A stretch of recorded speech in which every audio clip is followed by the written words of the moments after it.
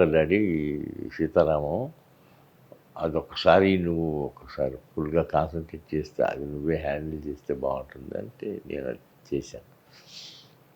అది wonder. Sita Ramam wonder for me. 100%. బాగా తీశాడు హను రాఘవపూడి, చెప్పిందంతా చేశాడు.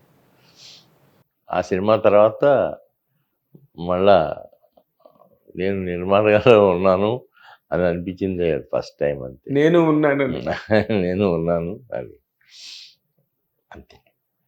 ఇప్పుడు నార్మల్గా జగదేకుడు అతిలోక సుందరి పార్ట్ 2 తీద్దాం అన్నది మీకు ఎప్పటి నుంచో ఉన్న ఆలోచన. అవును. అండి ఇప్పుడు నార్మల్గా అలాంటి అవకాశం ఏమైనా ఉందా ఇప్పుడు మళ్ళీ? ఉంటుంది, డెఫినెట్గా ఉంటుంది. ఈ పార్ట్ 2 ఇది అయిపోయిన తర్వాత, ఇది అయిన తర్వాత దాని మీద కాన్సన్ట్రేషన్ చేస్తాం. అదేలేండి. అది ఉంటుంది.